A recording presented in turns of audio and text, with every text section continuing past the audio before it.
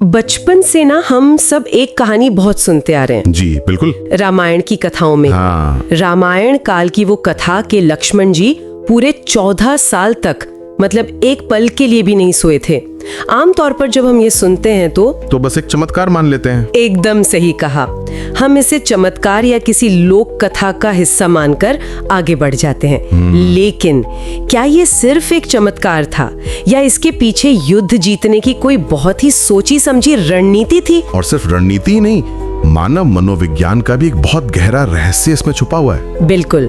और आज के हमारे इस विशेष गहन विश्लेषण में हम इसी की तह तक जाएंगे और मैं बहुत उत्साहित हूँ इस चर्चा के लिए। मैं भी। और इस विषय पे शोध करते समय ना हमने खुद को किसी एक ग्रंथ तक सीमित नहीं रखा है। हाँ, ये बताना बहुत जरूरी है। हमारे सुनने वालों को पता होना चाहिए कि हमारे स्रोत क्या है। बिल्कुल।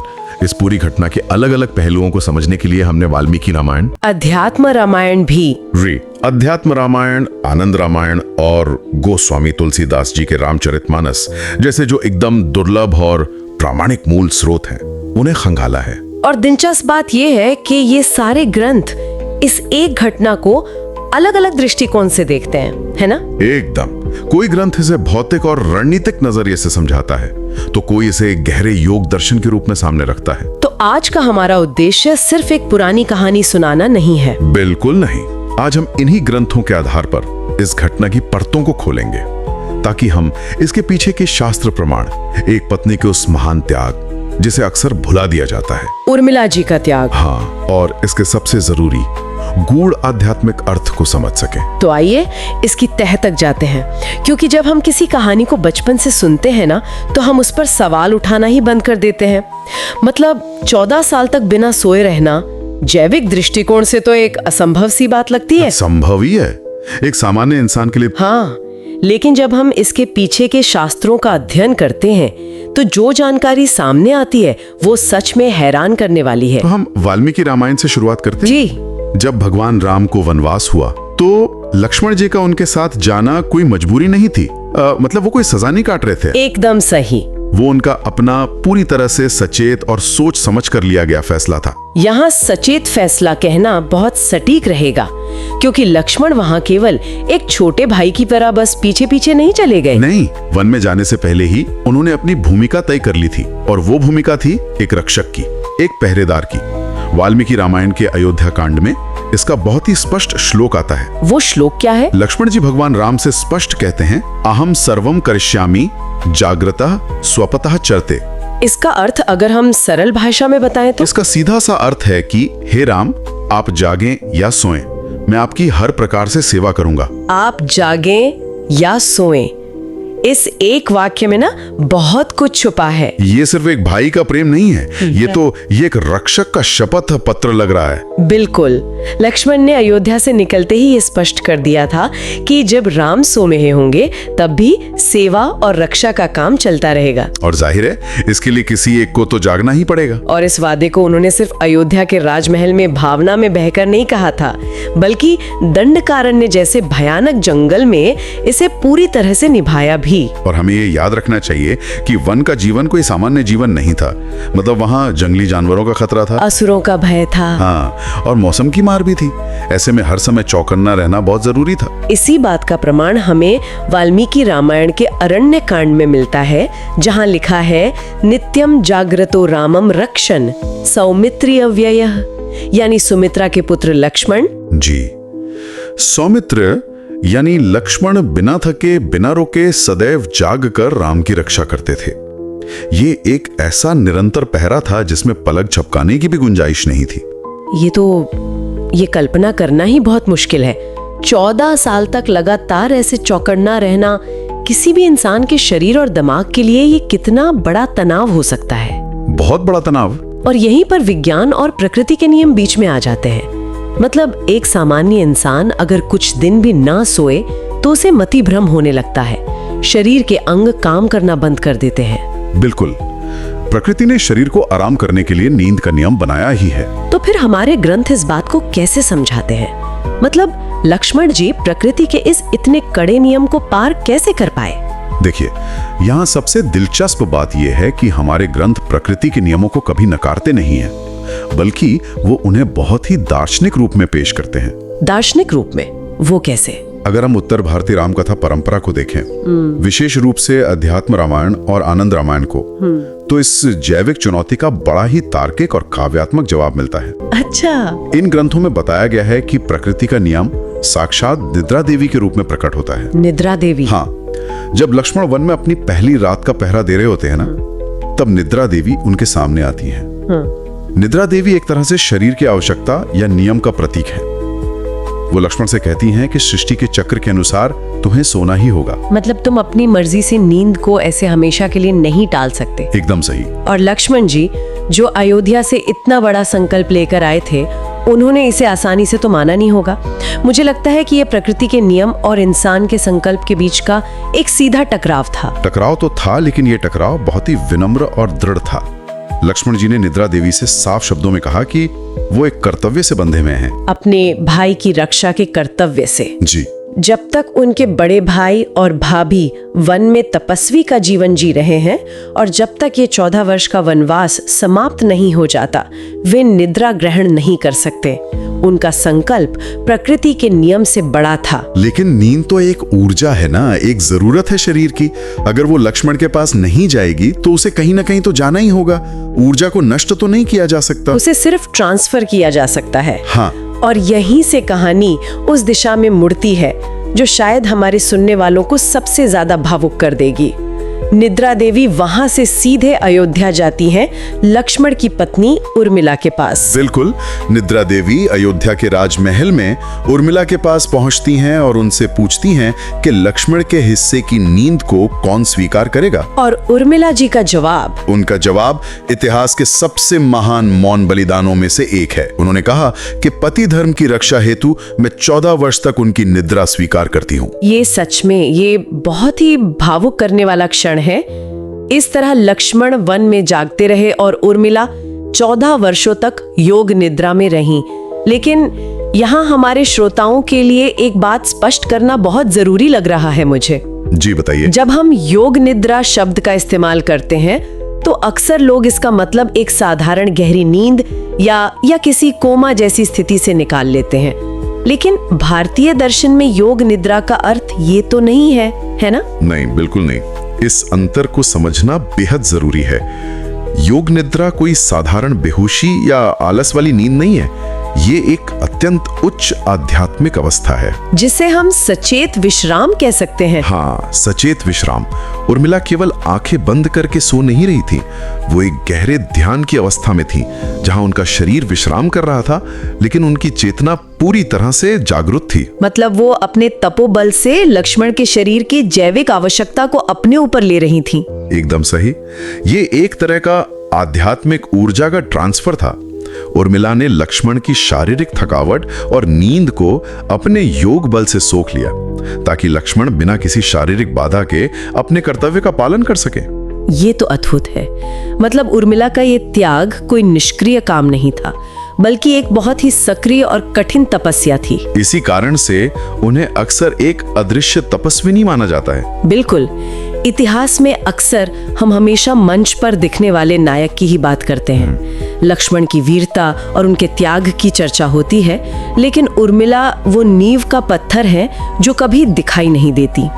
अगर उर्मिला ने लक्ष्मण की नींद का वो भार अपने ऊपर नहीं लिया होता तो लक्ष्मण वन में राम की रक्षा का वो अभूतपूर्व काम कभी कर ही नहीं पाते। और यही बात उर्मिला के चरित्र को इतना विशाल बनाती है। उनका त्याग शोर नहीं मचाता, लेकिन उस त्याग के बिना रामायण की कई महत्वपूर्ण घटनाएं घट ही नहीं सकती थी। और जब घटनाओं की बात चली ही है तो चलिए इस कहानी के सबसे बड़े रणनीतिक पहलू पर आते हैं। मैं उत्साह के साथ इस तपस्या के परिणाम की ओर बढ़ना चाह रही थी। जब मैंने इस चर्चा के लिए आनंद रामायण और अन्य स्रोतों के नोट्स पढ़े तो एक बात जो सबसे ज्यादा चौंकाने वाली लगी, वो मेघनाद वाली बात। हाँ, कि लक्ष्मण का ये जागरण सिर्फ एक भाई की सेवा तक सीमित नहीं रहा। ये आगे चलकर लंका युद्ध में सबसे बड़े दुश्मन को हराने का एकमात्र हथियार बन गया। मेरा इशारा रावण के बेटे मेघनाद की तरफ है। इस पूरे त्याग का अंतिम परिणाम वही निकला। अगर हम इसे व्यापक संदर्भ में देखें ना, तो ये सिर्फ भावना नहीं थी, बल्कि युद्ध जीतने की सबसे बड़ी कुंजी थी। लंका के युद्ध में राम की सेना के लिए सबसे बड़ा खतरा रावण नहीं बल्कि मेघनाद था। मेघनाद, जिसे इंद्रजीत भी कहा जाता था, क्योंकि उसने देवताओं के राजा इंद्र को भी युद्ध में हरा दिया था। उसके पास ऐसी मायावी शक्तियां थीं जिनका सामना करना लगभग असंभव था। और उसे हराना असंभव इसलिए भी था क्योंकि रामकथा परंपरा और आनंद रामायण के अनुसार मेघनाद के पास एक बहुत ही विशेष वरदान था। जी, उन वरदान की शर्तों के बारे में मैंने पढ़ा है। वो 3 शर्तें थीं, है ना? हाँ, 3 अत्यंत कठिन शर्तें। मेघनाद को केवल वही व्यक्ति मार सकता था जिसने पहला, दीर्घ काल तक यानी लगातार 14 वर्षों तक निद्रा का त्याग किया हो। बाप रे। और दूसरी शर्त? दूसरी शर्त थी जिसने इन 14 वर्षों में कठोर संयम और ब्रह्मचर्य का पालन किया हो। और तीसरी, जो निरंतर तपस्या का जीवन जी रहा हो। जब हम इन तीनों शर्तों को एक साथ देखते हैं तो ये स्पष्ट हो जाता है कि कोई भी सामान्य योद्धा इन्हें पूरा कर ही नहीं सकता था। इस रणनीतिक बुनावट को देखिए आप। पूरे ब्रह्मांड का कोई भी देवता, दानव या इंसान मेघनाद के इस वरदान को नहीं तोड़ सकता था। केवल एक इंसान था जिसका जीवन अनजाने में ही सही लेकिन पिछले 14 सालों से इसी पल के लिए तैयार हो रहा था। लक्ष्मण जी। बिल्कुल। उर्मिला के सहयोग और अपने संकल्प के कारण केवल लक्ष्मण ही पूरे ब्रह्मांड में इस शर्त को पूरा करते थे। उन्होंने निद्रा का त्याग किया था, पूर्ण संयम का पालन किया था और उनका पूरा जीवन एक तपस्या बन गया था। इसी कारण वे मेघनाद वध के एकमात्र अधिकारी बने। इसका मतलब है कि 14 साल पहले अयोध्या में उर्मिला के कक्ष में जो फैसला लिया गया था वो असल में लंका के युद्ध मैदान की सबसे बड़ी रणनीति बन रहा था। जब लक्ष्मण मेघनाद के सामने आए तो वो सिर्फ एक योद्धा के रूप में नहीं बल्कि 14 साल की उस अखंड तपस्या के परिणाम के रूप में खड़े थे। और ये समझना बहुत जरूरी है कि भगवान राम, जो स्वयं परमात्मा स्वरूप माने जाते हैं, वे भी अपने नियमों के कारण मेघनाद का वध नहीं कर सकते थे, क्योंकि वो उन शर्तों को उस रूप में पूरा नहीं करते थे जिस रूप में लक्ष्मण करते थे। लक्ष्मण का वो त्याग ही मेघनाद के अंत का कारण बना। रामायण की कथा में हर घटना एक दूसरे से इतनी बारीकी से जुड़ी हुई है कि कोई भी संकल्प व्यर्थ नहीं जाता, कभी नहीं। तो हमने लक्ष्मण की भौतिक पहरेदारी की बात कर ली, उर्मिला के महान त्याग को समझ लिया और लंका युद्ध की इस अचूक रणनीति को भी देख लिया। लेकिन जो लोग भारतीय शास्त्रों को गहराई से पढ़ते हैं वो जानते हैं कि यहाँ हर घटना के पीछे एक गहरा दर्शन होता है। मैं जानना चाहती हूँ कि गोस्वामी तुलसीदास जी ने रामचरितमानस में इस पूरी घटना को किस तरह से देखा है। तुलसीदास जी का दृष्टिकोण तो हमेशा से भक्ति और दर्शन का संगम रहा है। रामचरितमानस के अरण्य कांड की एक पंक्ति मैं आपके सामने रखता हूँ। पंक्ति है, सेवा है लखनऊ करी मन क्रम बानी। मन क्रम बानी, इसका अर्थ? इसका अर्थ है कि लक्ष्मण मन, कर्म और वाणी से निरंतर सेवा में इतने तल्लीन थे कि विश्राम का कोई स्थान ही नहीं बचा था। वे केवल शरीर से ही नहीं जाग रहे थे बल्कि तीनों स्तरों पर पूरी तरह से लीन थे। मन, कर्म और वाणी यानी पूरी चेतना का एक ही दिशा में लग जाना। ये नजरिया बहुत दिलचस्प है क्योंकि आमतौर पर हम रामायण को सिर्फ एक इतिहास की तरह पढ़ते हैं, मनोविज्ञान या दर्शन की तरह नहीं। और हमें चर्चा को इसी दार्शनिक ऊंचाई पर ले जाना चाहिए क्योंकि राम कथा केवल इतिहास नहीं है बल्कि यह एक पूरा योग दर्शन है। एक रूपक के तौर पर। जी, एक रूपक या मेटाफर के तौर पर। योग दर्शन के अनुसार राम कथा हमारे भीतर की चेतना का विज्ञान है। इसमें राम परमात्मा के प्रतीक हैं। और माता सीता? माता सीता साक्षात भक्ति का स्वरूप हैं। अच्छा, तो फिर लक्ष्मण किस चीज का प्रतीक है? लक्ष्मण प्रतीक हैं जागृत चेतना के। और निद्रा कोई शारीरिक नींद नहीं है बल्कि वो प्रतीक है अज्ञान का। ये रूपक तो सच में पूरे परिदृश्य को ही पलट देता है। राम परमात्मा है, सीता भक्ति है, लक्ष्मण जागृत चेतना है और निद्रा अज्ञान है। एकदम।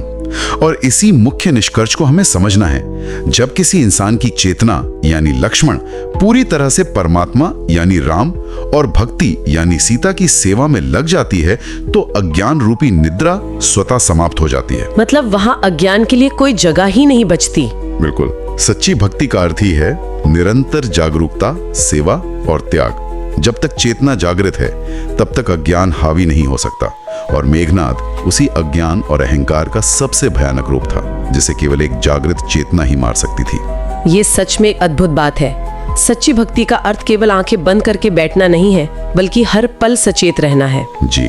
तो अगर हम आज के इस पूरे सफर को समेटें तो हमने शुरुआत की थी एक भौतिक संकल्प से, लक्ष्मण की वो पहरेदारी। फिर हमने उर्मिला के उस निस्वार्थ और महान त्याग को समझा। उसके बाद हमने मेघनाद को हराने की वो अचूक रणनीति देखी और अंत में इसे एक गहरे आध्यात्मिक रूपक के तौर पर जाना। और ये सब आपस में बहुत गहराई से जुड़े हुए हैं। बिल्कुल। और हमारे सुनने वालों के लिए ये जानकारी केवल एक प्राचीन कथा को समझने के लिए ही नहीं है, ये सोचने के लिए भी है कि कैसे एक व्यक्ति का त्याग किसी दूसरे के लिए ढाल बन सकता है और कैसे सच्चा फोकस्ड हमें वो काम करने की शक्ति देता है जो असंभव लगते हैं। इसी बात पे चर्चा का अंत मैं एक विचारोत्तेजक सवाल के साथ करना चाहूंगा। जी बताइए। अगर रामायण के इस योग दर्शन में नींद का अर्थ अज्ञान है और जागने का अर्थ सचेत रहना है, तो आज की सूचनाओं से भरी भागदौड़ वाली दुनिया में हम अपने किन महत्वपूर्ण कर्तव्यों या रिश्तों के प्रति सोए हुए हैं? वाकई ये तो बहुत ही गहरा विचार है। और हमारी अपनी जागृत चेतना को जगाने के लिए हमें किस चीज के त्याग की आवश्यकता है? क्या हम उर्मिला की तरह किसी अपने के लिए वो मौन त्याग कर रहे हैं? ये सच में हम सभी को सोचने पर मजबूर कर देता है। क्या हम एक दूसरे के लिए वो अदृश्य तपस्वी बनने को तैयार हैं?